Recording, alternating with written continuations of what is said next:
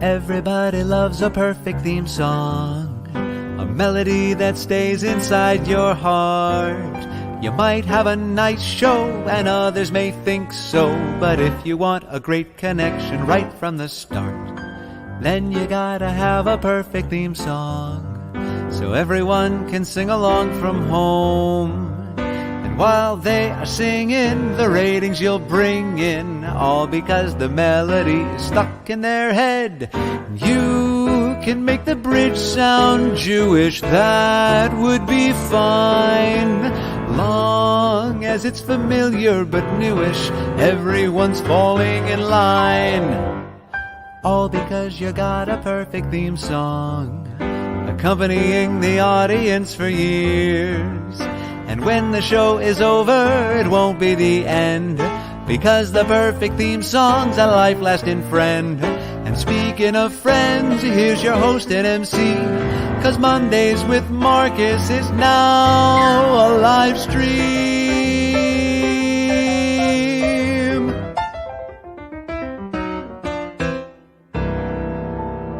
Whoa, whoa, whoa, yeah.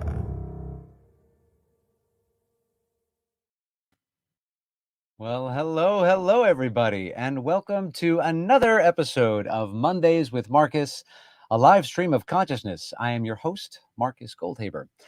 How are you?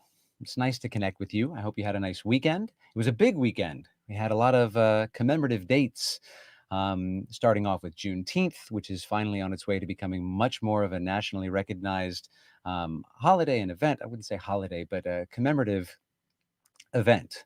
And hopefully the meaning making keeps growing and the education keeps growing in this country. And then, of course, we celebrated Father's Day on Sunday, which was wonderful. And I hope you had a great Father's Day celebration with your dads. And if you are dads, hope you were appreciated and loved appropriately. And then today, today's a humongous holiday that many of you may not be aware of. It is the longest day of the year. This is a huge endeavor and undertaking full of lots of parades and celebrations and whatnot, for my sister at least, who's watching, I know, because not only did I have a great Father's Day celebration with my dad, but my sister was not only a part of it, who lives in Boston, and we met halfway as a surprise for my dad. But then she surprised me afterwards and stayed on and is now visiting here in New York. And so I was almost able to say filming now in front of a live studio audience, but because I'm actually filming inside of a room that's barely enough room for me, it'd be tough to get her in here. But this is actually, I renovated my closet just to, nah, it's not true. But it's not too far off. I know some people who probably have rooms closets that they use that are maybe comparable to this size. Anyway, it was a wonderful weekend to spend with my dad, and we did get out of the city a little bit again to meet halfway between here and Boston. Gosh, it's just great to change perspective anytime you can travel, and so it was refreshing to be able to do that. Um, and I really have been getting more and more excited as we get to these Mondays. Um, I have a friend who's been hosting a Monday show for almost 20 years, I think, and and I hear him say all the time how Monday is his favorite day of the week. And I have another friend who hosts a Sunday show, and Sunday is her favorite time. And being a part of both of those shows on the audience side and the participating side as a guest, or if there's a jam musically, I have my own experience, and I understand and appreciate it. But now being on the flip side, it really is it's something I look forward to, even virtually, to know that we're connecting in some way. And I've been noticing now that we are at episode 12. If you can believe it, it's been 12 episodes. Seems like we just started. But as the episodes go by, the interaction is not just live. People are watching episodes. They're going back and binging Mondays with Marcus. Who knew? I don't think that's actually happening yet. I hope it's not happening. That's way too much screen time. But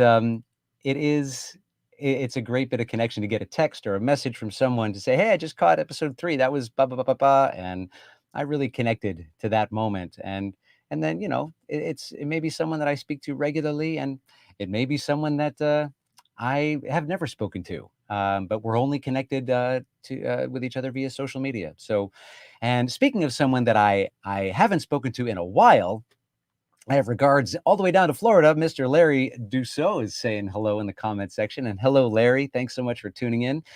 Larry is such a great guy because he and his beautiful wife Rita, I met. God, Larry, correct me on this, but I think it was probably 15 years ago, something like that.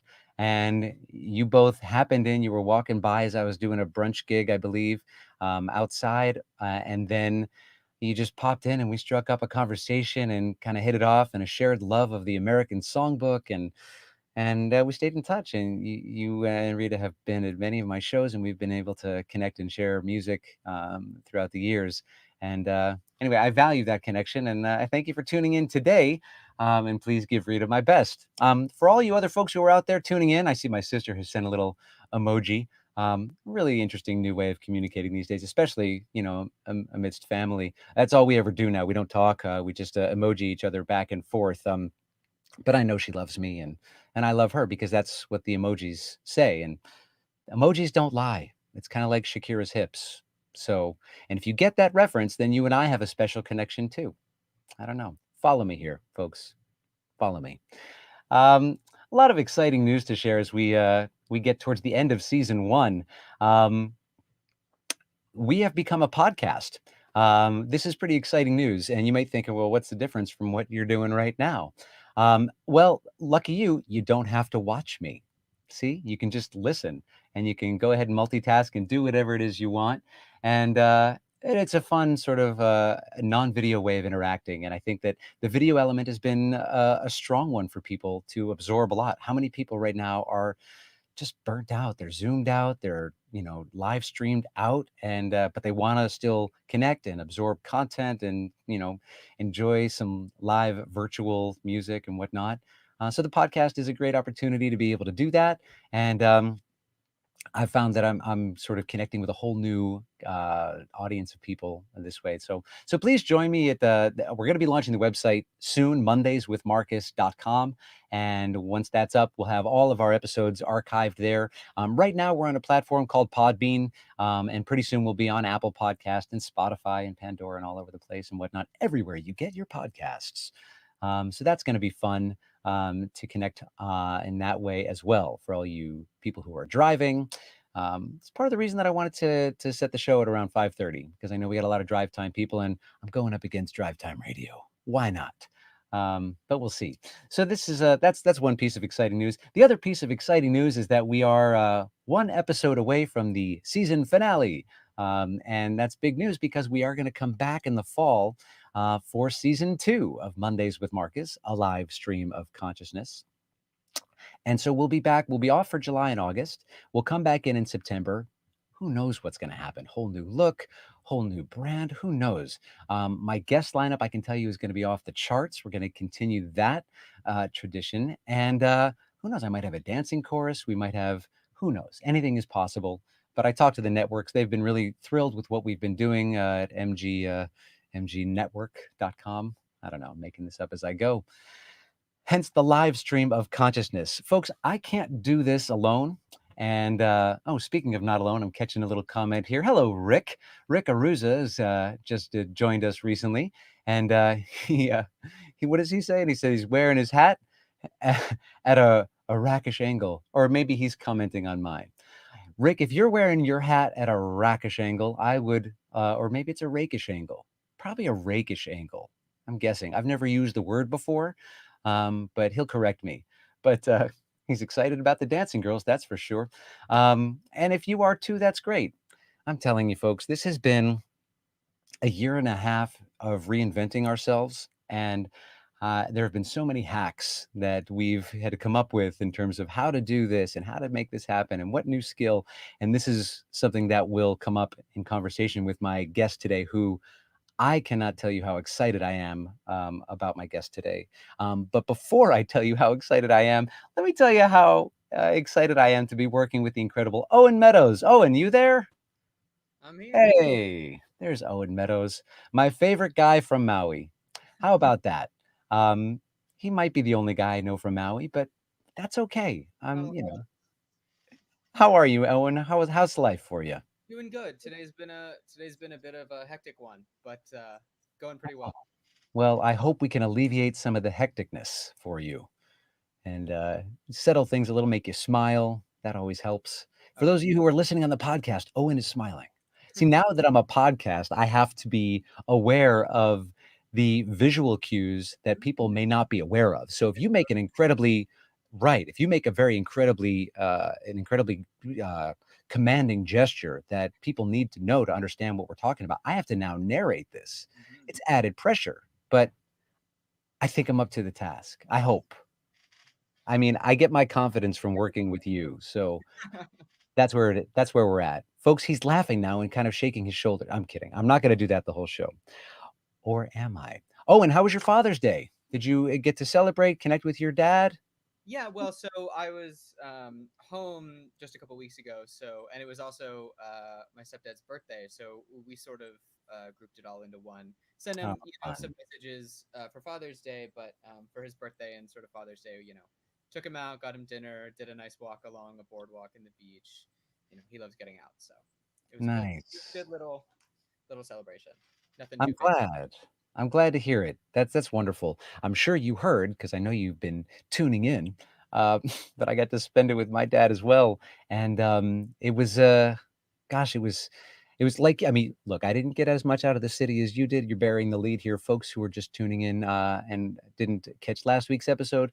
Owen might have been in Maui last 2 weeks ago when he was like, "Oh, I was out of town for, a couple weeks." He was in Maui, and that was hard. It was hard being, in Hawaii. Yeah. Um, anyway, but I did get to get out of New York, and actually, I think, if you don't mind, you can pop up a little picture. We can show you the way that my sister and my it's a little behind the scenes. I have no shame. So this is what life is like, for me when I'm not hosting this incredible, virtual experience here. So look at that. You got my dad all the way on the left, and then or actually, that's your right. How about that? My sister in the middle, as you may have guessed, and then that guy still wearing a hat, because you know that's how it is right now. But a little more casual version, and it was great to just be out and be safe, and we're all vaccinated, and it was a brand new experience for us, but it was really it was quite relaxing and fun to connect. Anyway, all right, so you can take us back to you and I now. That was enough behind the curtain, but it was a really fun time, and it was great, and certainly a belated public happy Father's Day to my dad, who I know is tuning in. And of Oh, course, like I said, is how, he's already dropped a few emojis in the comments section because that's how my family does it now, you know? yeah, that's Oh, and I had this crazy thought. I was like, let me ask you, have you ever sent someone a text message and you think or you'd like a response, and instead of responding, they like it? Have you had that? Yeah, I can't. It bothers me personally. I don't know. I haven't gotten used to that yet. I'm a little bit behind when it comes to new age Mm. communication. I'm not. Yeah. And you're a few bits of time younger than I am, if I may say it that way. So that's comforting to hear. I as you may imagine, um, I struggle with this. I struggle with "Hey, I sent you a text." Maybe it's like a couple of words, and maybe all I wanted was like a couple of words back, but you just like liked it. And what I'm learning is that this is basically a new way of people saying like, "Yep, got it, copy, see ya," or confirming or whatever, which I get if I say to someone, "Hey, can we meet for coffee tomorrow at 12?" And you go, "Like." Okay, Yeah. I caught on. I was like, "Yeah, that's your way of going yes," because saying yes, that takes a lot. You can't It even if you programmed the word in, you have to still go there, push that button. So some people don't have time, and so it's like, I can just double tap a text and boom, move on with my day, right? it's unclear. I don't think it gives enough. It's not confident enough for me. I like having the reassurance of the acknowledgement rather than Yeah. I hear you because you wanna know, "Hey, did this person like, what are they liking?" Maybe they just saw, a movie and they're like, "Hey, Owen, I like this movie." You don't know. It could be, "I like you." Could be that, and then you're like, "Oh, wait a minute. Does this person likes me, but I thought we were friends." And then you get into that whole, "Do they like me, or they just like me?" You on know? that note, actually, as we're speaking, my girlfriend is now going back through our texts and Ah, liking all of my previous messages. it sounds like you have a very healthy relationship. I mean, full of I mean, you're adaptive, it's, it's modern communication. But I got into thinking this crazy thought. I was like, "All right, well, look back," right? And I feel like you're a broad-minded bloke.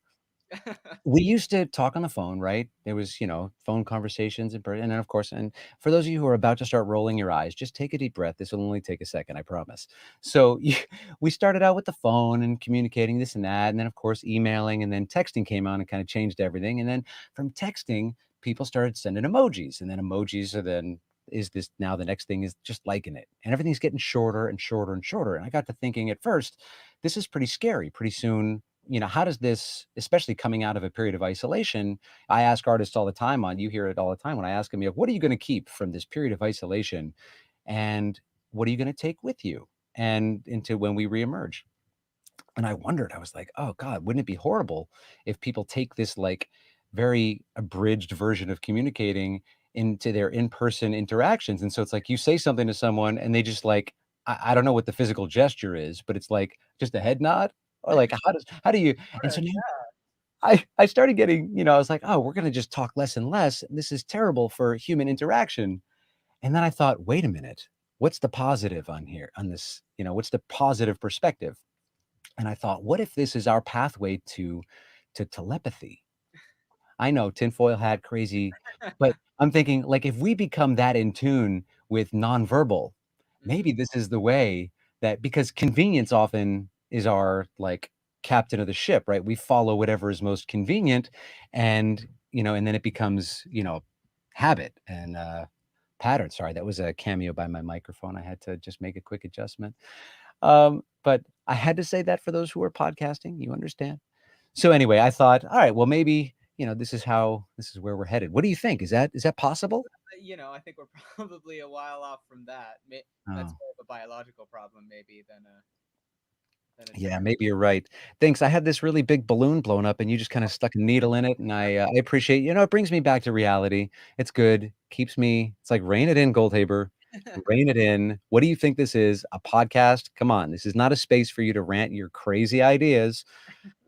Anyway, maybe I've been listening to too much Conan O'Brien. I don't know, but I did start thinking like, well, what would that mean for this podcast if, we had mastered telepathy? What would the live stream look like? The podcast might be a little difficult, but the live stream, it would probably just look like this Yeah, but without all the microphones, maybe. and the talking. I mean, you would look at me, I'd look anyway.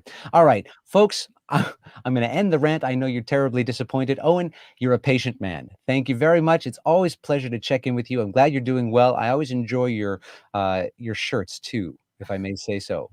They always have a very interesting design pattern. And what is the design pattern on your shirt now? Because So I I think can't really the camera tell. does something funny to this, but it's mostly it's just a small checker with some flowers. But I I think the mean, camera sort of gives it a different look. well, it looks great, and you don't have to have a witty or funny or your response can just be what it is. And you're wearing a nice shirt today, and I just want to say thanks for thanks for Well, I sharing that, appreciate it. folks. All right, I'm gonna get going now. It's time for name that verse. Oop, it's me.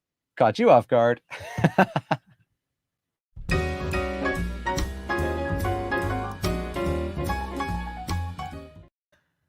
All right, folks. So, what is Name That Verse? Name That Verse is a fun segment that I've added to the show where I will present a verse to a song that you get the opportunity to guess. And if you guess the correct answer, the name of the full song, and that's it, you don't have to tell me who wrote it or what year. But if you do, if you are the first person to guess the name of this song, then I will make a donation to a charity I'm supporting in your name. And, excuse me, you will get a free Marcus Goldhaber CD of your choice. There are 5 to choose from, and we'll show those later on. And you can also, if you're anxious, you can head on over to my website and check those out as well. The charity that I have chosen to support has been up to this point Samaritans. I'm switching a little bit of my energy focus today and moving forward to our last episode as well to an incredible organization called the COVID Grief Network. And this is an organization I've had the pleasure of working with recently that pairs volunteers with young adults who tragically have lost someone to COVID and are looking for someone to speak with and looking for listening support. And it's not, professional. Like the volunteers, we're not licensed therapists by any means, but we are simply just listening. And I think the work they're doing is really incredible. So many young adults are fall through the cracks in terms of getting support for what they're going through, and especially now that there is such an energy moving forward to move past the pandemic and everything that came along with it. A lot of people who suffered a lot of loss during this time. Are not quite sure how to adapt and move forward, and so giving them a space to process their grief is having a pretty positive impact, and I'm really honored to be a part of it. And so I would like to direct all of your attention, if I may, to the COVID Grief Network. The website was up before. You can also find them on social media and whatnot. Um, it is covidgriefnetwork.org. So that's who we'll be supporting today. On with the verse to this wonderful song that is dedicated to my sister, and this is the only clue. And because I'm making it a dedication to my sister, she is excluded from guessing. So sorry, Michelle, but you cannot guess because I know you'll get it in like the snap of a finger. All right, here we go. How glad the many millions of Annabelles and Lillians would be to capture me. But you had such persistence, you wore down my resistance. I fell, and it was swell. I'm your big and brave and handsome Romeo. How I won you, I will never, never know. It's not that you're attractive, but boy, my heart grew active when you came into view. Name that verse.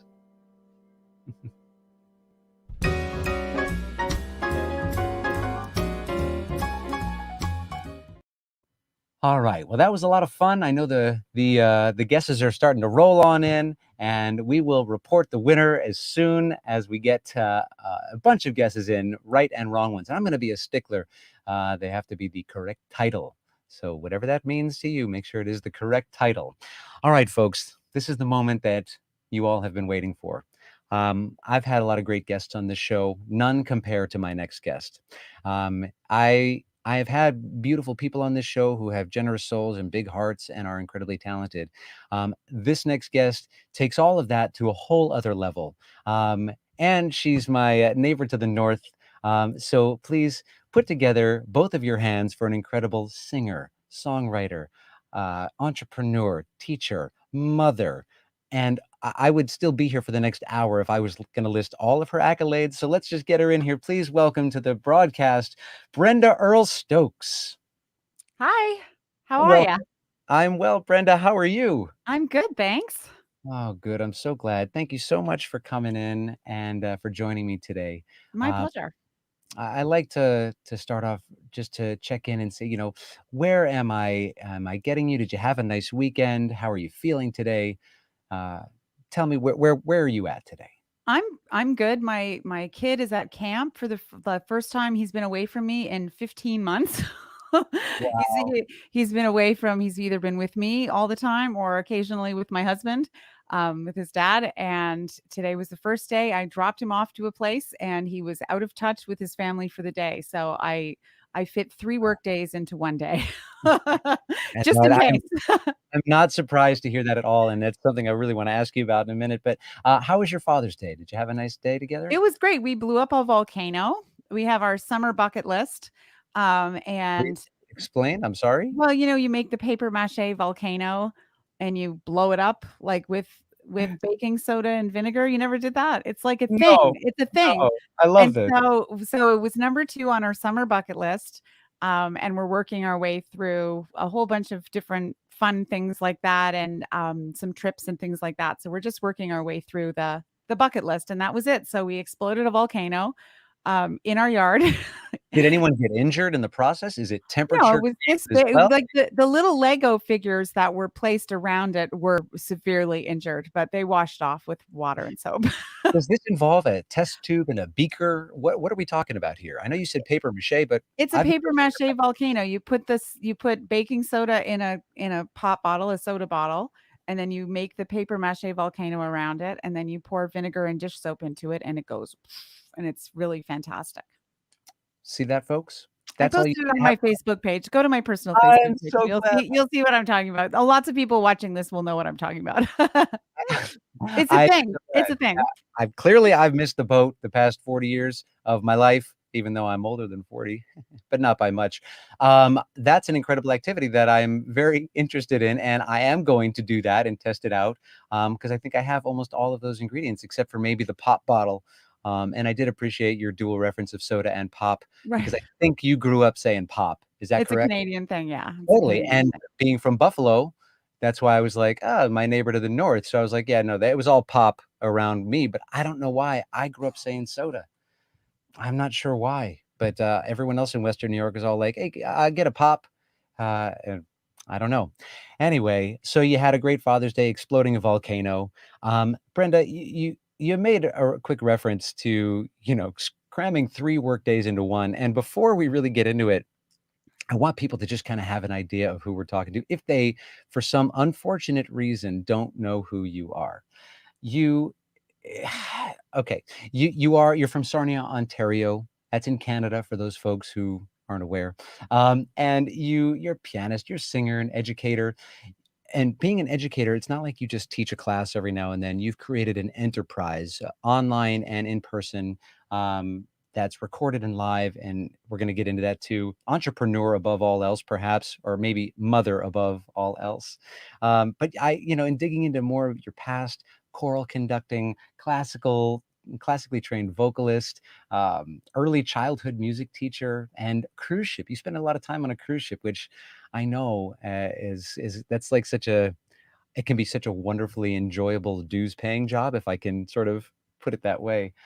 So you've worked with some incredible people. I'm just going to read a few of the names so I get them all right. John Riley, Dick Oates, Joel Fromm, the incredible Joel Fromm, Roxy Koss, Wycliffe Gordon, Maurice Hines, and one of my favorite groups, the Sherry Markle's Diva Jazz Orchestra.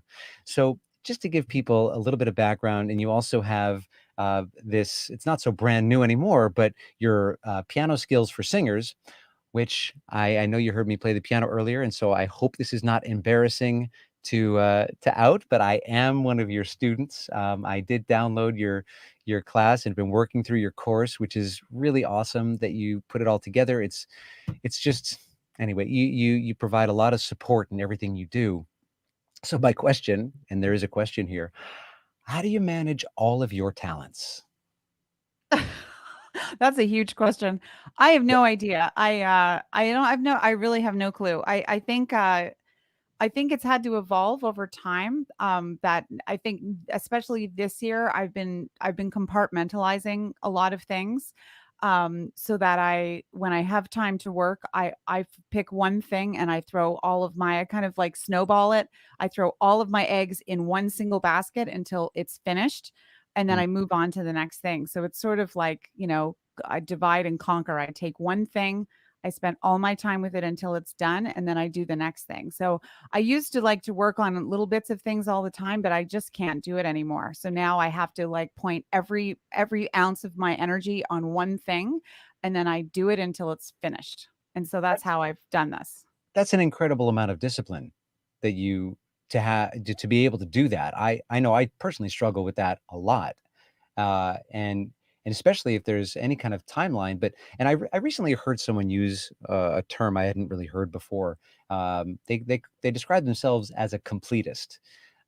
Is that something that you've thought about or explored in the past, or does the label? I mean, I know Yeah, like I mean, there's labels, but I feel like Essentialism, there was a book, that what was his name? Gregory McEwen wrote called Essentialism, and I read the book and I was like, "Oh, okay, that's what I'm doing." And so I mean, I don't have a choice because I'm homeschooling my kid and I'm still teaching a lot of students every week and running a business and, keeping the house together. So it's not like it's not like I'm really choosing. I'm not really choosing to be efficient like this. It's like I can either be efficient or nothing will happen. And I'm a pretty motivated person. So essentialism, according to the book, is when you eliminate all things that are not essential and you only do the essential thing, and that's all you do. And so there's a lot of things that I don't bother with, and the things that I do bother with, I finish them. That's how I roll. That's amazing. And the only reason I was chuckling earlier is because I actually, of everything I mentioned, I did neglect to mention that yes, you're not only a mother and one teacher, but you're homeschooling your kid, and of course, like you said, keeping the house together and keeping it all afloat. So I really have so much respect for that, and so many people have all these great ideas and even recognize skill sets that they have, and also struggle to get past that awareness stage. Oh, this would be a great idea. Oh, this would be a very cool project. And, almost everything that I have seen you put together, you have taken to its almost full actualization for your own, using your own metrics, right? Not saying like whatever it means to anyone else, but I've seen you, introduce and present things very confidently and completely. And it never seems scattered, and it never seems that, it just seems like you accomplish things. And now I understand why, with, a little bit, understanding of the concept of essentialism. I think that's pretty awesome. What separates you, do you think, from those who struggle to get past this brainstorming phase? I mean, I know you said necessity, but I think people greet necessity differently. And so I guess I want to dig a little deeper and say, you greeted necessity and said, all right, I'm going to take this head on and implement. So I guess maybe that's my question. What allowed you, do you think, to implement the strategy? I have no idea. I've always been a very motivated person, and when I get my mind on something, I will do it, and it doesn't matter what that thing is. When I decide I'm going to do something, I do it. And it's almost a downfall in some ways, because when I start thinking about stuff, my husband starts getting worried because he knows that whatever it is I get my mind to, I'm going to do. And so the problem is that if I get my mind to something, then I'm going to do it. And so it's like, in a certain way, it's like I have to stop the fire hose from shooting off too many great ideas, because then I will never ever stop. But I think that's just how I'm wired. When I get my mind centered on something, and then I figure out how to do it. When I got this idea for the online course, this was before the pandemic was a thing. I started in 2018. I had the idea in 2017. I thought, I teach a lot of the same stuff. The first course is called Piano Skills for Singers. And I thought, I'm teaching the same things to so many people. And I would love to be able to provide my services to people who maybe don't have the time or don't have the money to devote to a certain number of lessons to learn this core material. So I thought, I wonder if there's a way that I could create an asynchronous platform. I mean, this is like 3.5 years ago, before the pandemic and everything. Everyone was doing this. I just thought this would be a really great way to do it, because I was working with singers. I was doing a lot of teaching and teacher training and that kind of thing. And people kept coming up and saying, I wish I could learn piano. So I figured out how to take the first 10 lessons that I would teach someone, and I put it in a course, and I charged one lesson cost for essentially 10 lessons. I think it's actually 12 lessons. And it teaches the whole thing. And so I made the decision I was going to do this. And I said, what do I need to do? I need a video camera. I need to edit I had zero. I had no idea what I was doing. And as I've shared in some of my blog posts and videos, because I post a lot on YouTube. I have a YouTube channel that I put a lot of stuff up on there. And the true confessions of this is I made every imaginable mistake. Didn't charge the battery, didn't turn the camera on, the lighting was awful and my face looked green. It was every imaginable thing that went wrong. And then I finished the whole course and got it up on a website. And then my website got so terribly infected with a virus that I had to reboot the whole thing and re-edit all. I mean, you talk about, but I was like, this is the thing that I'm going to do. I'm going to do this thing. And so I did it. And that was 3 years ago. That course has 160 students worldwide, which isn't 1,000, but is 160 students worldwide who have taken this course. Um, and on my platform, I now have 7 courses. I did 4 of them this year, which I still can't believe I did 4. And I'm starting to film the next one next week. Or tomorrow I'm starting to film the 8th course. But I have 7 courses on there now, and I'm just about to hit 400 students worldwide. I saw that. I was blown away when I saw that number. I know what it takes to just put this one show together, and all of the tech involved and the troubleshooting and whatnot involved with this one show. And I look at everything that you've done and all the different courses, 7 courses, not to mention, your live streaming perform. I mean, you play and sing and all this as well. It's so very impressive. And having watched, and seen the content, not just looked at a list, but having seen what you're filling, you're not just turning the camera on and going, here I am. Look at me, I'm on camera. It's substantive stuff that you can tell is valuable to anyone who's watching. And I really, so much credit to you for putting that together. It's very inspiring, just as a musician across the board, as a creator, and now, producing this type of on this platform. And you did it before you had to, like before the pandemic. That was the funny thing. I'd also been teaching online for a bunch of years because I have several students that I see every week in Australia, and I have a student in Japan, and I have students all over the US and Canada, private students who I see. And so when they said we have to switch to Zoom or Skype or FaceTime, I was like, I do that all the time. Like I don't necessarily think it was sort of accidental savviness. Like I wasn't like, oh, this is the way of the future. I was just like, I really want to teach these people in Australia. I should figure this out. The same with the video course. Like, a lot of people are working on doing that, but I just thought this would be a really effective way to be able to deliver this content to people. And, I was right. So I mean, I need you to do me a big favor, Brenda. This is huge. I need you, because I know you're a great songwriter. I need you to write a song called "Accidental Savviness," please. Oh, Please. And a whole album. I think it would be so soothing and healing and full of all these like incredibly like innovative ways of reinventing yourself. I don't know. I'll produce it. It was amazing. I'm kidding. You're amazing, and you've worked with incredible people. I want to ask you about your songwriting. I want to, ask you about your process, and because your work is so filled with intention. I mean, I don't get there's an accidental quality to anything that you do. So how do you approach writing a song? well, it's different every time because my piano is my first instrument, and so for a long time, um, the piano was where it would start, and I would start by a lot of times just improvising, or I'd be practicing something, and something would stand out to me, and then it would sort of flesh out that way. Mm, And then there have been times where I've found a melody or a hook lyrically. So every time I do it, it's different. In the fall of 2019, I was invited to do a residency at the Banff Center for Fine Arts in the Rocky Mountains in Canada. And the goal while I was there, I have this project that's called the Motherhood Project, which I should be touring with right now, but that's it. The whole thing's on hold right now. But and I had this idea for writing a series of songs about my experience of like contemporary motherhood, like looking beyond the song everybody writes, like, look at my beautiful baby. I love my beautiful baby. I didn't want to write that song. I wrote it once.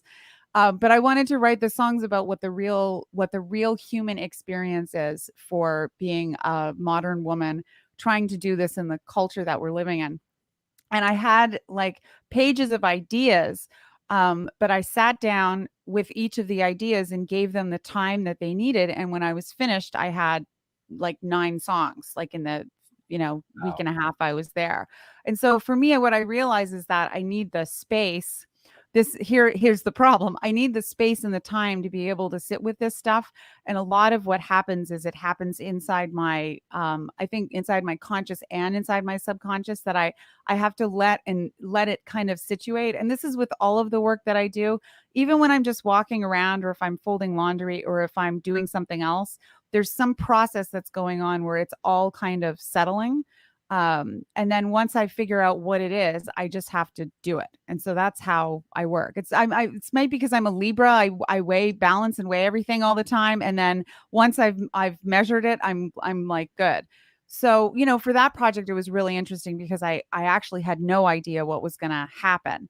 And I had not had that level of space without having to teach or do anything. My kid wasn't with me. I had no responsibilities. I just had to eat occasionally and refill my water bottle and my coffee cup.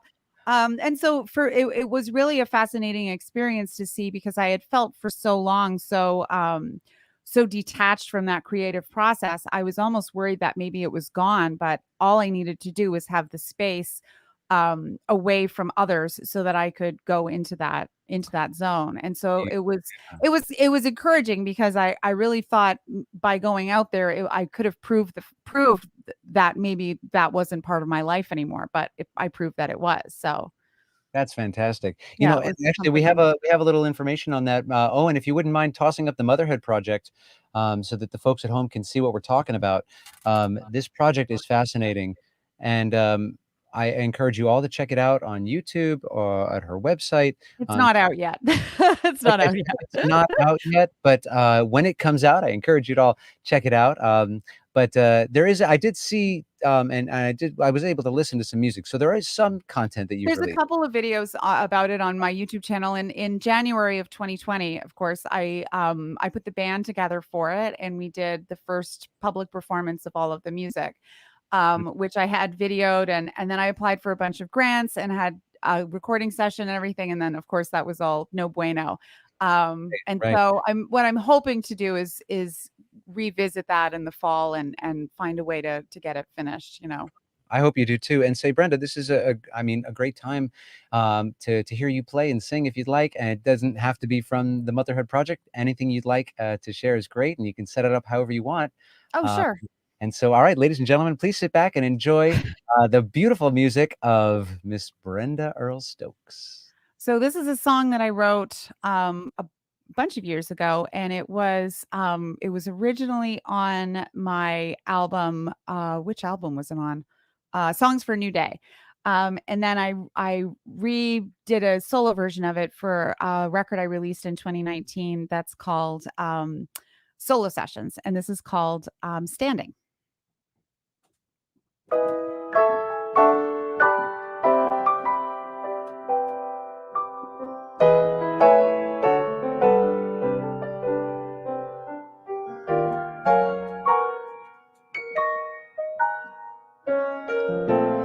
Tell me one more time that this is real.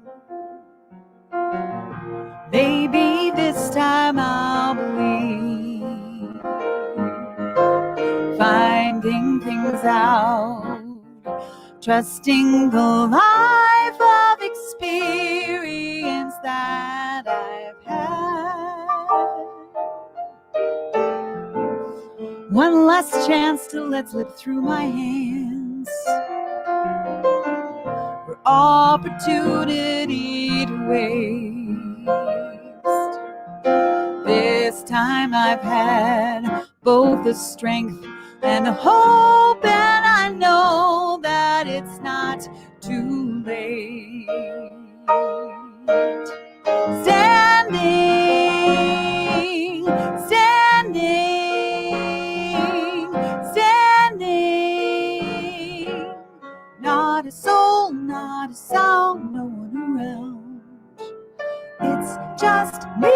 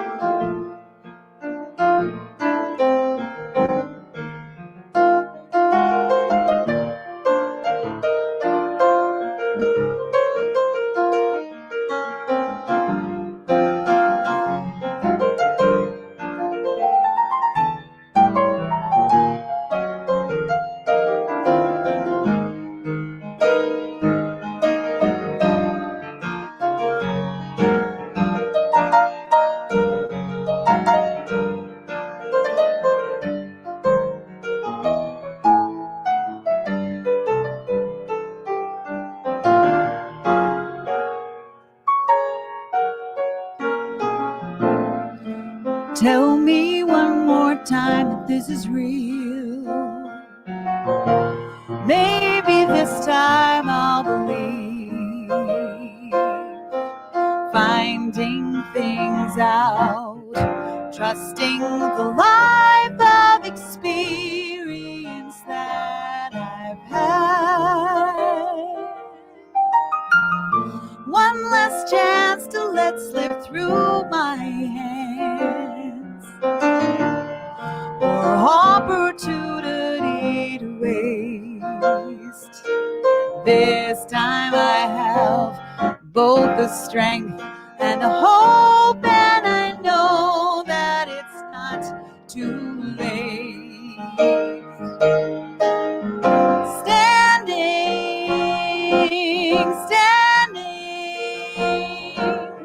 Standing,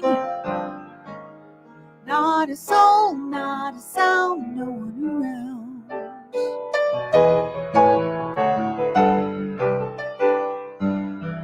Not a soul, not a sound, no one around.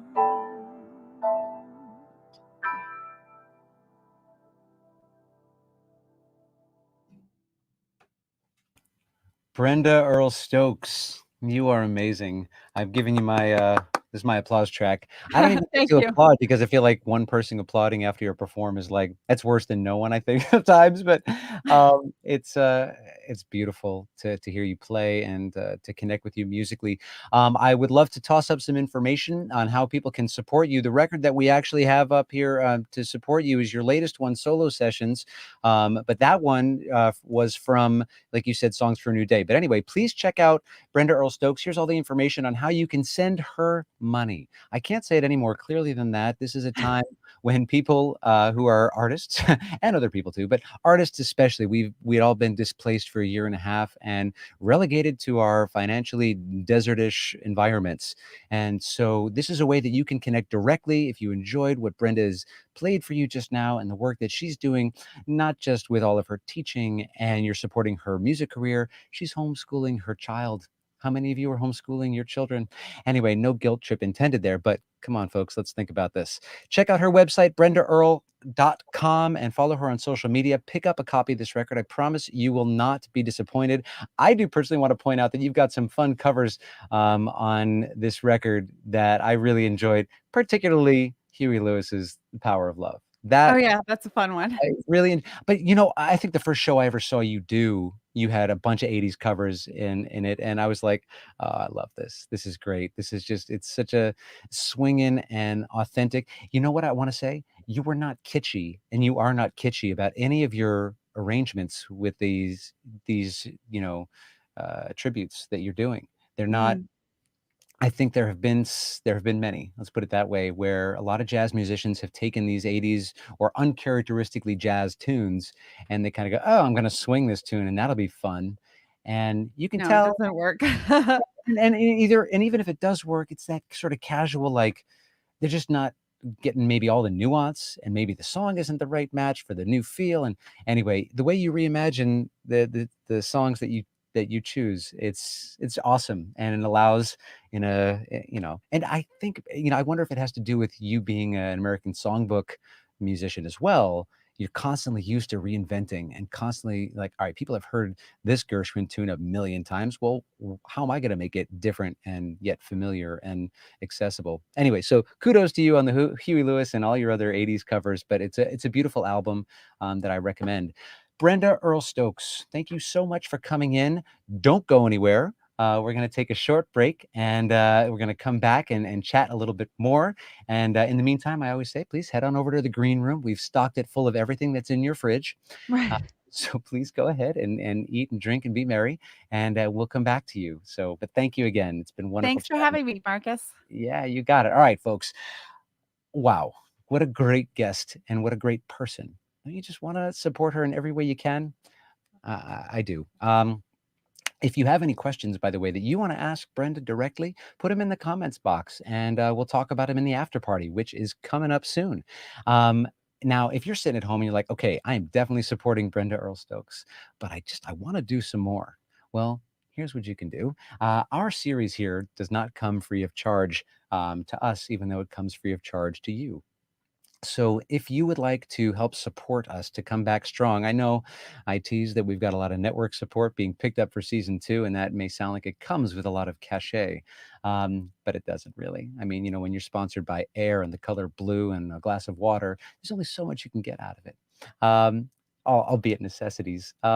So anyway, if you would like to support us, there's overhead, of course, and giving you full transparency here, and how we're able to bring this to you and bringing in guests and working with Owen and just, offering the space here for us to connect. And if you'd like to support us, here's how you can do it. Owen, if you don't mind, thank you so much. Have the PayPal and the Venmo options for you. I suppose that ages me to say the in front of PayPal and Venmo, but that's who I am. You also got the YouTube. We want to make sure that you subscribe to us on YouTube so you can be sure and can stay connected with us and get notified when I go live. To that end, follow me on all kinds of social media. And if you do decide to send us over some love via PayPal, please do remember that we are friends. Wink, wink, nudge, nudge. And that would be greatly appreciated. Now, if you're saying to yourself, great, I'm on board. I'm supporting Brenda and I'm supporting this series. This is awesome. And I want to do some more, or you want to take home a piece of the show, you can take home some of my music. And here's how you can do that. Owen's right on it. He knows exactly what's coming. I've got 5 records that I recorded just for you. And 3 of them have original music on it. And the rest are a mix of originals and standards. The one that is all the way on the left of your screen is a Veterans Project, where half of the proceeds of the physical sales go to IAVA, that's Iraq Afghanistan Veterans of America, and that has a whole mission statement that you can learn more about on my website. Comes with a hat and a t-shirt as well. Additional charge, of course. Anyway, so now, without further ado, I know the curiosity has peaked. So, folks, it's time to find out who won Name That Verse.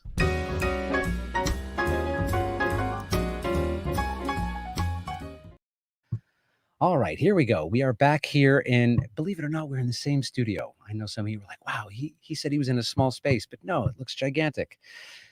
Sorry, it's not as gigantic, but we do work with what we got. So if you're just tuning in and you missed it, here's the verse that I played. How glad the many millions of Annabelles and Lillians would be to capture me. But you had such persistence, you wore down my resistance. I fell, and it was swell. I'm your big and brave and handsome Romeo. How I won you, I will never, ever know. It's not that you're attractive, but boy, my heart grew active when you came into view. I've got a crush on you, sweetie pie, all the day and night time. Hear me sigh, I never had the least notion that I could fall with so much emotion. But could you care for a little cottage we could share? The world will pardon my mush, 'cause I have got a crush, my baby, on you. All right, folks. That was I've Got a Crush on You, written in 1928, I believe. Now, this is a song that you may have all been familiar with the chorus of, but we got very few guesses. And the first of which I'm happy to say was not my sister, even though it would have been because she knew it was coming, but it was my mom. How about that? How fun is that? Now, my mom, yes, there it is. Thank you, Owen, even though she forgot the apostrophe in I've, but can't be sticklers. Rita, I apologize. Your guest came in just after, and I do try to avoid all kinds of nepotism with this show, but listen, got to be honest and got to play by the rules. But I love that you chimed in as well. You were correct, Rita. You had the same guess, just a little bit behind my mom. So what are you gonna do? And my mom's the one that taught me all this music, so it's doubly biased. But what are you gonna do? So, folks, that's all the time we have for this first part of our show. I hope you've enjoyed getting to meet Brenda Earle Stokes as much as I've enjoyed chatting with her. So inspiring. Next week, we have an incredible guest. Her name is Hyuna Park, and she's coming in, jazz pianist, for those of you who don't know who she is, and kind of shame on you if you don't. She's coming in on the 28th of June. And we're going to have a grand time. It's going to be awesome to connect with her and connect with all of you again. But remember, we have an after party coming up. And Brenda is going to stick around for that and share more of her artistry with us and maybe share a secret with us that she's never shared before with anyone on camera.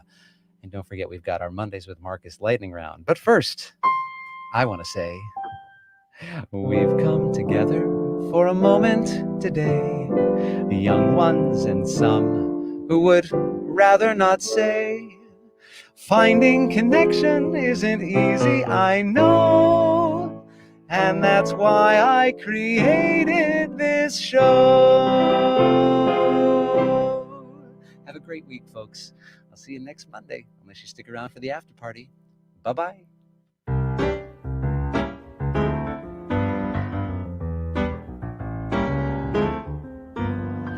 Everybody loves a perfect theme song, a melody that stays inside your heart. You might have a nice show and others may think so, but if you want a great connection right from the start, then you gotta have a perfect theme song, so everyone can sing along from home. And while they are singing, the ratings you'll bring in, all because the melody is stuck in their head. You can make the bridge sound Jewish, that would be fine, long as it's familiar but newish. Everyone's falling in line, all because you got a perfect theme song, accompanying the audience for years.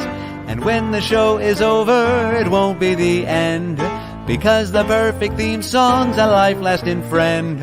And speaking of friends, he's your host and MC, 'cause Mondays with Marcus is now a live stream.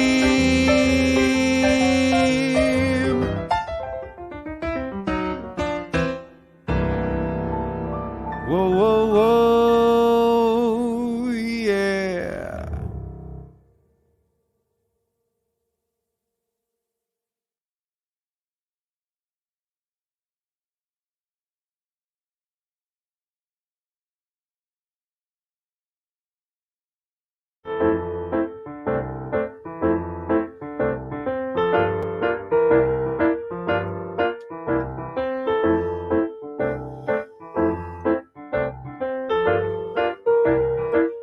Just a one more song, just a one more dance, just a bit more bliss, just a one more kiss, and one more chance for some more of you standing here with me. Just a one more touch, I don't need that much, just one more song, just a one more lips, and a few more eyes, just a one more squeeze. I don't care who sees our loving flight, just a one more sway and a one more sigh. Let me hold you tight before we say goodnight. Just one more song.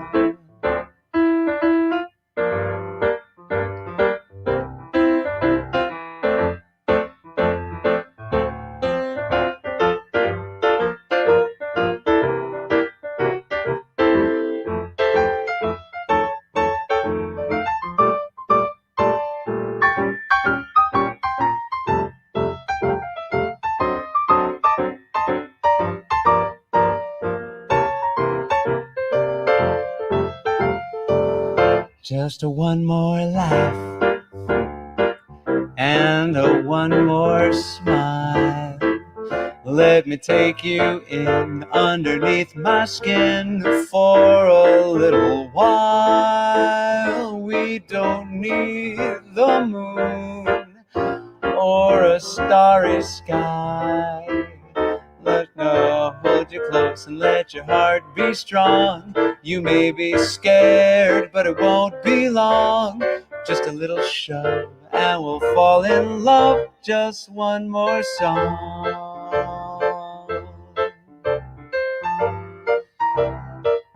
Just a one more song.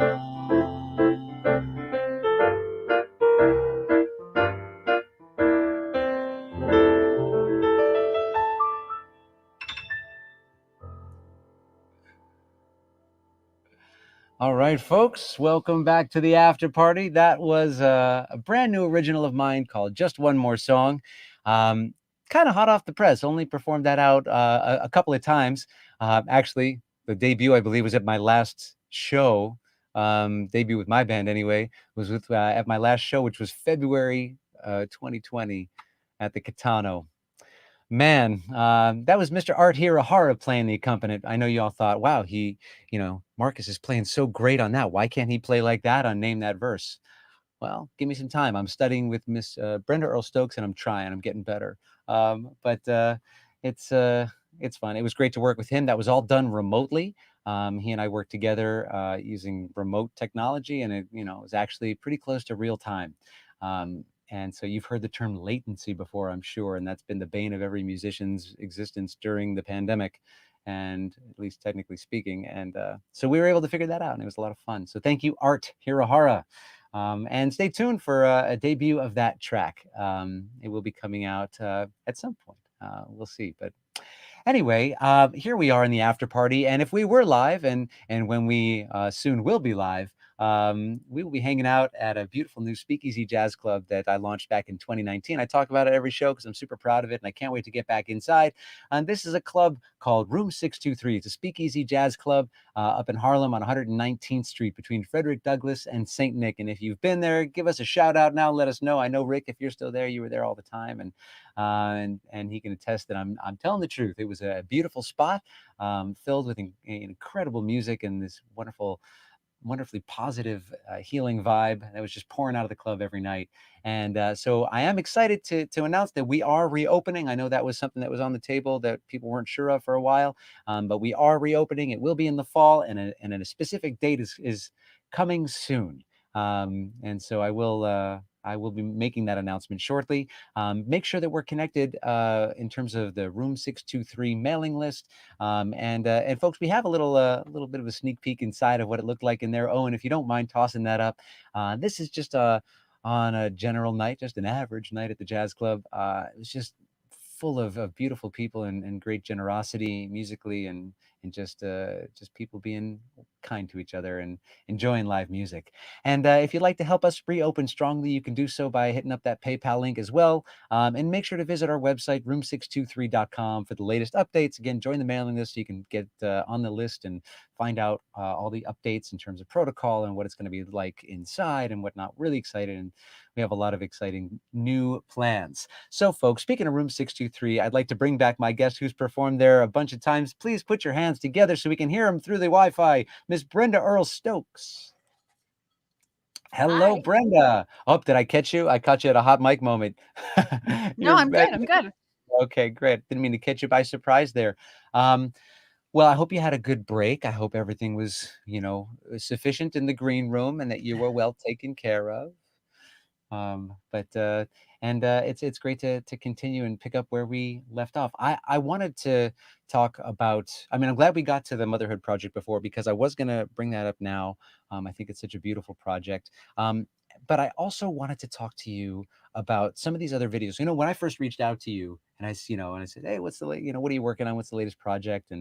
And you mentioned, one of the things you mentioned was lots of videos, and I had no idea what that meant. I hadn't started the show really yet, and I hadn't gotten in the swing, and I didn't know what you meant by that. And I started to take a deeper dive recently into I thought maybe, okay, she's making videos of herself playing and the teaching stuff I knew about, but what I didn't know about is that you have a side project, another side project, something called Motivational Mondays, and I thought, oh, this is cool, this is inventive, and I thought right off the bat, I mean, she's a big fan of alliterations like me, and I thought, well, she's got to come on the show, just for that alone. Motivational Mondays presented by Mondays with Marcus. So I caught a few of these, and there was one that I wanted to single out in particular, if that's okay with you, Sure. um, that caught my attention and really I connected with. And this was the video that you posted about a concept which I believe you coined. And you can correct me if I'm wrong here. Let me know where you got it from. But you talk about something called vanity metrics. And I think this is such a crucial thing to put a little spotlight on, because I think it's something a lot of people are struggling with. And I was so taken with not only your content again being so consistently full of integrity, but I was really taken with your transparency and just sort of willingness to be vulnerable on the camera with everyone, which again is a theme for you, in my experience anyway. And but I found that to be very palpable and just very powerful. So you talk about in this video the idea of people being kind of obsessed with their posts getting a number of likes and shares and whatnot. And but you take it, and then you hear a lot of people talk about that and say, "Oh, I don't care about that." And then, of course, maybe they do or maybe they don't. But you go a little bit deeper and you sort of articulate a way around that or a way through that to a more authentic place. And so I would love for you to sort of speak, from your heart on what was going through your mind leading up to making that video, and maybe just go a little bit deeper into explaining what vanity metrics means to you. Well, I think, I mean, it's social media is very there's a lot of deception on social media, and that's like no surprise. There's a lot of dishonesty, there's a huge lack of integrity from a lot of different sides of social media. And I'll give an example that made me actually, and I've made so many motivation Mondays, forgive me if I don't remember exactly what I said, I'll because remind it's like you. it's I can my give you thing. spoilers. But what one of the things, I decided that my plan for 2021 was that I was going to like take my social media game up a notch, because I wanted more people to know about my work, to see if more people were interested in my work. And so I have been posting between 2 and 3 videos a week on YouTube since January. So I've done like 100 videos or something in the last since January. And, I wanted to put that out there in the world. And I've also been posting a lot more on social media. And I wanted to put more things out in the world to see if anyone was interested. Because if no one's interested, then I have to decide whether I want to keep doing it. But what was happening is that, you post things and you just hope that somebody's watching it, and you have no idea, because not everybody thumbs up or likes or comments or share, like not, there's Right. so much stuff. There's so much crap floating around. But then every once in a while, I'll get an email from somebody who said, that was really amazing. And so for me, it doesn't matter if like 10 people or 100 or 1,000 people are watching the videos. Like, if 1,000 people are watching the videos and it doesn't mean anything to them and they don't care, then what's the point? Do you know what I mean? We're all scrolling through garbage. But if 10 people watch it and 5 of those people, or even 10 of those people, are like, wow, this was really helpful for me, this was really useful for me, then that's what matters. And so when everyone told me I had to get on Instagram, and so I finally like just said, okay, fine, I'll just get on Instagram. And there's a lot of people posting things. Like, one woman shared a really awful, awful story. And I won't go into what it is because it's a trigger alert, but it was like pretty much one of the worst things that could happen to somebody. And she goes into detail, and I was really mesmerized by a picture of her holding her baby and this whole story. And at the end of the story, she sort of springs it on you that she's selling cosmetics. Mm, And and the more that I got into some of that's that sort of narrative stuff. And I look at all that stuff, and I've got some stories to tell. I could tell some dreadful stories, but why would I do that? That's not the point of what I'm trying to do. And I try to be personal and transparent and all that, but I also don't think it's nice to be manipulative when we're doing these things. And so, I've really tried to maintain the integrity of that, and tried to share my work. And, again, the vanity metrics, like, I've got 500 people on my channel, like, subscribing to my channel, but of those people, they are really, really motivated people. And I'm hoping that, as I continue to post, I gave myself the deadline to the end of the year to see if this means anything. But Hmm. so far, people seem to be enjoying what I'm doing and are sending me emails. And, it's easy to leave a comment. It's another thing to, like, actually email someone. So Amen. anyways, I Yeah. mean, it's been an interesting thing, and it was an experiment for me, because if this is the way that it's done, I may as well give myself a year and see what happens. And I didn't know that I was going to have finished 100 videos by now, but I did. And I'm going to keep cranking them out and see, like, what happens. At some point I will use up all the information that I have, and then I can go do something else. See, I'm not sure. I'm not sure about that. I I have a defy list. that. When I get to the bottom of the list, I'm done. Oh, yeah. Okay, I'll believe it when I see it. How about Yeah. that? Well, what you're talking about reminds me a lot of a book I read a bunch of months ago, a bunch of years ago, actually. It was Amanda Palmer. Do you know Amanda Palmer, Yeah, musician? yeah, I actually know her stepmother really well, so Oh, all right, fantastic. So you know I've her met book. her a few times, yeah. Yeah, she's incredible. And she, with the book she wrote is called The Art of Asking, that I'm referring to, and she talks a lot about tightening the net, or tightening the web. And again, she was writing this before social media blew up. She also came to her success, kind of as Twitter was just becoming a big thing. And before that, she was still making, and she talks about this, how she was still making cassette tapes and demos, and then eventually CDs that were demos, and dropping them off and whatnot. But then Twitter, and how she had this opportunity to reach the masses, right? It's so easy to post something and be like, oh my god, I just sent it to the world. But the time that she put into developing the individual relationships, she was A, more attracted to from the beginning, and B, yielded 1,000% more reward, because she had these uh, really integrity filled connections with people. So when she went to different cities, she may have had 50, 100, or even 500 people show up to a concert, but they were all like super fans and knew her very well and had already interacted.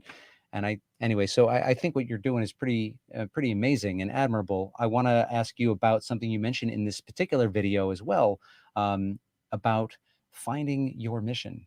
And you talk about being to identify your mission, not necessarily write it down, but I mean, and you hear that a lot, and a lot of self-help and motivational speakers say, "Oh, you got to know your mission and put it on the whiteboard," and all these different theories. But you kind of invite people to just know it, and say, you know what?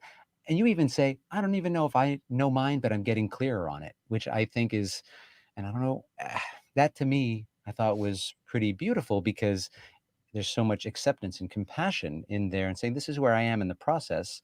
I don't have it solidified. I don't have a plaque on the wall, but this is the process I'm engaged in." And I think that's sometimes all we can ask of ourselves, is to say, I think yep, it's please go like on. cart and the horse thing, the chicken and the egg. Like, um, whether you're going to, you can't really think your way into acting right. Like, you have to act your way into it. And so for me, the worst thing that I can do is sit around for too long thinking about it, because a lot of people get stuck on the think part, and they think and they think and they think, and then they decide. It's like you don't know what it's going to be like until you try the thing.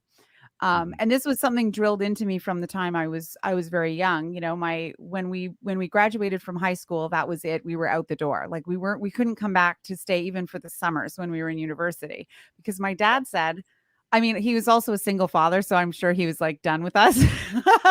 But, on a deeper level, he said to both my brother's also he's a jazz bass player, and he said, like, at some point you're gonna have your, and so when are you going to do that? Are you going to do this now, or are you going to just arbitrarily wait a year or 2 years or 4 years to figure it out? Like, why not just figure it out now? And whenever I've gotten to that stuck place in my life, I call my dad, who is he's great, but he's pretty blunt. He's pretty blunt, and it doesn't become a whole emotional thing. It's like, well, why don't you do it? And then if it fails, then Mm. you know that's not the thing. you That's know, awesome. I love that. a couple of times that I've called him and I said, like, this is all, I guess, in talking about Father's Day, yesterday, where I've called him up and I said, I just made a huge mistake in my life. And I need you to tell me right now, how did you how did you learn to be an adult? How do you become an adult? And he said, well, I did the same thing that you did. I tried the thing. It totally bombed. I lost a ton of money and screwed up. And then I said, that's not the thing. And so for me, that's really how it works. And I love that. I think maybe just my maybe it's like my grit or my intense stubbornness for things, but I'm willing to try the stuff and let it blow up a few times. And then at some point I say, yeah, I don't really want to do that anymore, or I'm gonna keep doing it, and this is something that I believe in. So that's sort of what I urge everybody to do, and that's almost I think the point of my courses is that people say, oh, I could never play piano, I could never learn to play piano, I could never learn to improvise. And it's like, well, I think that you can. I think you just need to sit with it. And so I offer the thing to sit with. I give very specific instructions of how long to sit with it and how to sit with it. And Yes, then you do. if you get to the end of it and you still can't do it, call me up and I'll talk you through it. It's like I thought, that's how it it's has to be.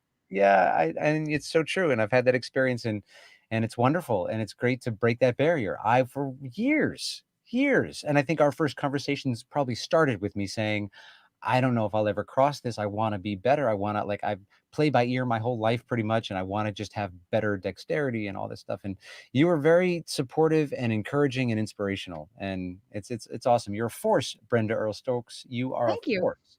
So speaking of being a force, you reinvented yourself so many ways, and in so many ways you've just continued being who you are. I want to know what new came out of this past year and a half for you specifically, not the stuff that you had started doing before, but what's new that came out for you in terms of who you are, how you're living your life that you want to keep, that you're saying, no, this was great, and I'm going to keep this moving forward even after we unplug the devices and go, back to whatever it is we're going to go back to. Yeah, I mean, I'm never unplugging the devices because that's the whole thing now. It's like that it's like it's staying. But for me, I think the biggest thing was the homeschooling thing because Mm, when everything went virtual, it was an absolute dumpster fire in my house. And I said to myself, I will never ever put myself or my family in a situation where we have to go through something like this. There's just no reason for it. And so I sort of did my usual thing, which is like I heard that homeschooling is a thing, and I had a couple of private students who were homeschoolers, and I reached out to one of my students' mothers and just said, "Can you just talk me through this? Like, can you just tell me what this is?" mm, It's like it's like a crazy thing. Like, why would you ever do this? Except there's a whole bunch of people that did it. So, anyways, last summer I spent the summer learning how to homeschool, and I just finished my kid has just finished third grade. And, for me, that was really the turning point. And not, I mean, I knew I could do it because if I decide I'm going to do something, I just figure it out and do it. And it was good for him. I mean, it's not hard to do these things. You just have to figure out what to do, and then you do it to the best of your ability. I mean, I'm not the greatest homeschooler that ever lived, but what it really showed me was what I've learned all along from my entire life as an artist, which is somebody can't teach you something. You have to teach yourself the thing. Like you can go to teachers, you can go to university programs, but you can go to classes, you can do all coachings, all that kind of stuff. But at the end of the day, it's up to you. And for homeschooling, it really showed me a different paradigm for education. And it was a paradigm of education that much greater aligns with how I actually live my life. And it was fascinating to see that from he just turned 9, he just finished third grade, and to see how that paradigm plays out and what that means for our family lifestyle and what that means for how he uses his time and what his childhood could look like. I mean, it was really, really an eye-opening situation, so much that he's actually not going back to school in the fall, that we're going to do it another year of it. um, for so you. for me, that was just a complete lifestyle change, and it has nothing to do with music, but it has everything to do with everything else. Well, and if music if music be the stuff of life. But seriously though, in all seriousness, this is what moves you, right? As an artist, you're staying open to what's around you, or presumably. And this is, I mean, again, from my experience, I'll qualify by saying that I get that so much heart in your work. And obviously we're going to get that in the Motherhood Project, when we get that out to the public. But uh, listen, I would love to give you another chance to play and sing, especially now that we've had such a great time to chat and get to know you a little bit more. So I'm going to give you the floor. You can play and sing anything you like, original or cover. Ladies and gentlemen, please put your hands together so she can hear them. Miss Brenda Earle Stokes. All right. This is this is a cover. This is a song that I was shocked to find out that nobody really has covered in jazz, but I do. So there you go.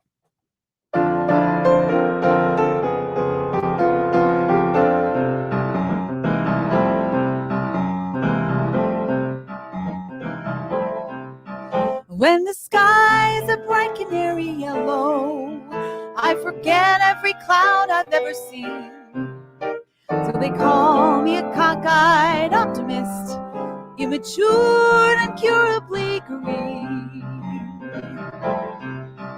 I have heard people rant and rave and bellow that we're done and we might as well be dead. But I'm only a cockeyed optimist, and I can't get it into my head. I hear the human race is falling on its face, and we haven't very far to fall. And every whippoorwill is selling me a thrill and telling me it's time to end. So I could say life is just a bowl of jello and appear more intelligent and smart. But I'm stuck like a dope with this thing called hope, and I can't get it out of my heart. Not this hard.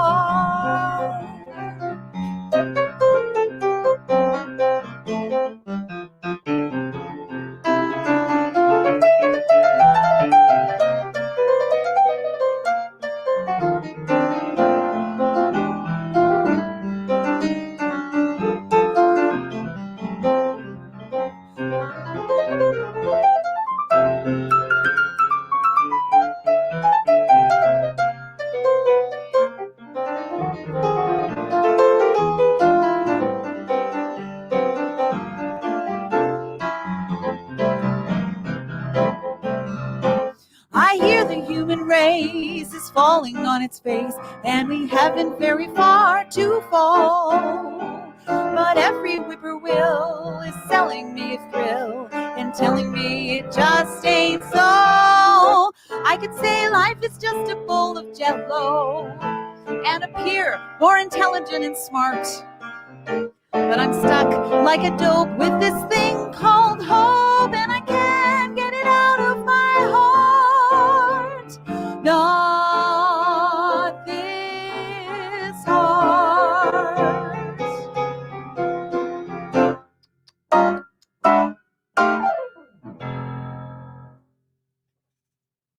Yes, Brenda Earle Stokes. Brenda. Thank you. The crowd's going crazy right now. I don't know if you can feel the Wi-Fi is shaking, the internet's a little broken.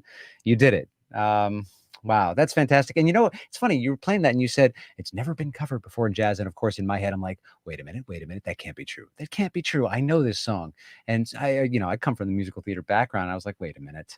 And I'm thinking to myself, no, I don't, other than like Streisand and Julie Andrews and Mitzi Gaynor and like Broadway people. I don't know any jazz reimaginings of this tune. You hear a lot of it. It might as well be Spring, and certainly a handful of other Rodgers and Hammerstein tunes. But kudos, that's beautiful. Thank you for playing that, ladies and gentlemen. This is Brenda Earle Stokes. Are you loving getting to know her?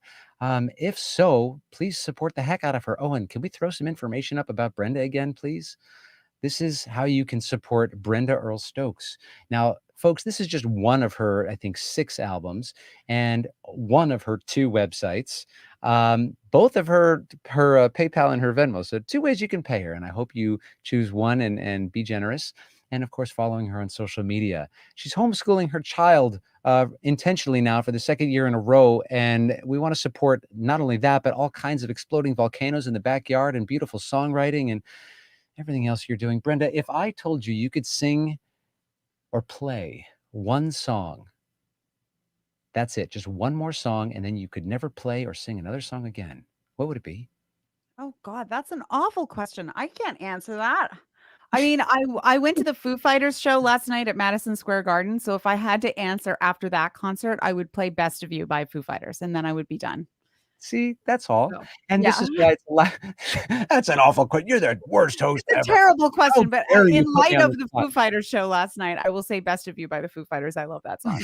I'm glad that you came back from that and said that, and agreed to answer, because I thought you were gonna like throw the earpieces off and walk off the set here. And, my stage managers, Fred and Wilma, were gonna have to go after you. And, they drive a car that's operated by their feet, so it probably wouldn't have caught up. Anyway, I digress. But your answer is perfect, and that's all I wanted to know, is really kind of Okay. get a glimpse of where you're at right now. But that's a great segue into 2 things. First of all, I like to ask folks to, if they're comfortable doing so, share a secret with us here, your Mondays with Marcus family, that you've never shared with anyone before on camera. If you're Uh, comfortable doing so, and making one up is okay. I can't think of anything. I can't think of anything. Sorry. That's fair. That's okay. That is okay. Secrets. Maybe it could be the fact that you've never been asked that question before. That Who could be knows? that could be my Who secret. knows? That's all right. It's a fun moment to explore, and we did. Check. So what we're gonna do now is we're gonna have our lightning round. This is our Mondays with Marcus lightning round. Are you ready for this? This is rapid fire questioning, mostly yes or no, or choice questions. You're not gonna have to give any kind of elongated answers with a lot of philosophy. So, are you ready? Get your pace up. This is a fast-paced bebop and tune, relatively speaking. Are you ready to go? I'm ready. Okay, here we go, ladies and gentlemen. The Mondays with Marcus lightning round with Brenda Earle Stokes.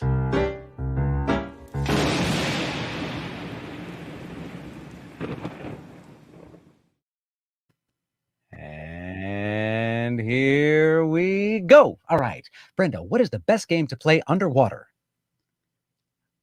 Yahtzee? Here's a free trip anywhere in the world. Where would you go? Canada. The last book you read was The last book I what? read. Was Neil Young's autobiography. The best movie snack other than popcorn. Potato chips. Who is your favorite Muppet? Miss Piggy. What is your superpower? My what? Your superpower.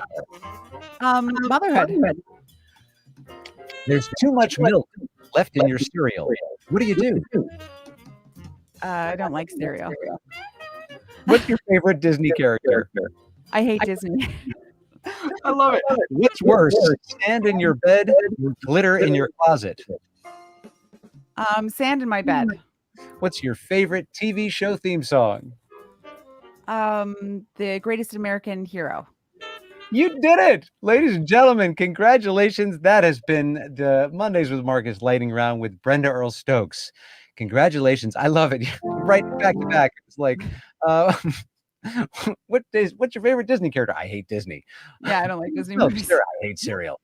Copy, check. I'm basically building a reference file on every guest that I have on the show, so I know, moving forward. I'll send you, boxes and boxes of potato chips, and maybe we can get together and play Yahtzee underwater sometime. Right. I love that. That's it's very Dr. Seuss of you. Well, Brenda, thank you so much for coming on the show. This has been so much fun. I wish you so much continued success for you, your husband, your child.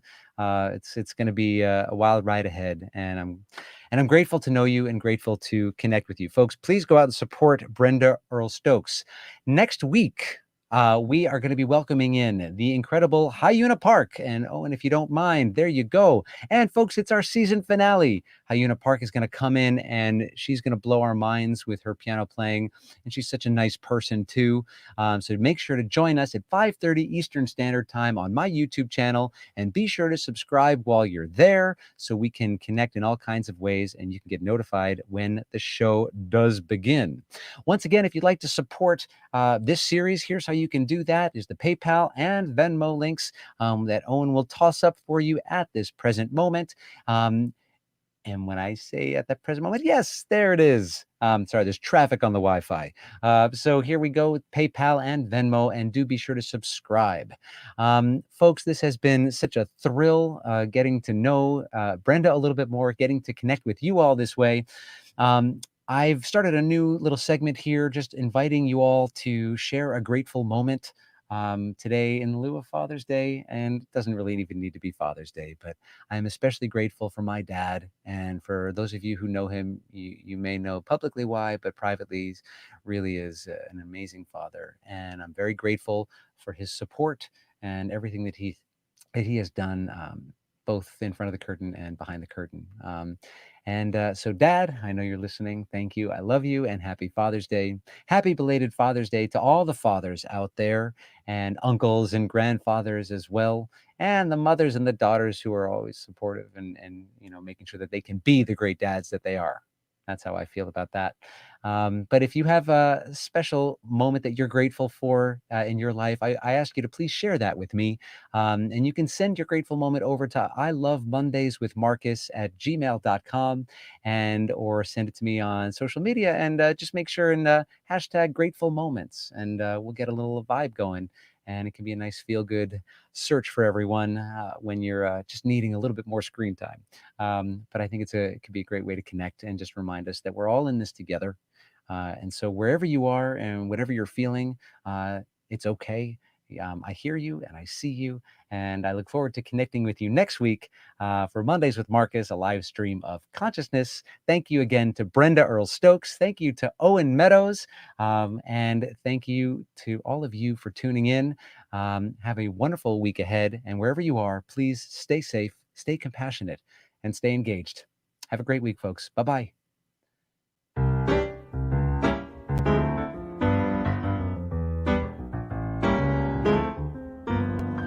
Everybody loves a perfect theme song, a melody that stays inside your heart. You might have a nice show and others may think so, but if you want a great connection right from the start, then you gotta have a perfect theme song, so everyone can sing along from home. And while they are singing, the ratings you'll bring in, all because the melody is stuck in their head. You can make the bridge sound Jewish, that would be fine, long as it's familiar but newish. Everyone's falling in line, all because you got a perfect theme song, accompanying the audience for years. And when the show is over, it won't be the end, because the perfect theme song's a life-lasting friend. And speaking of friends, he's your host and MC, 'cause Mondays with Marcus is now a live stream.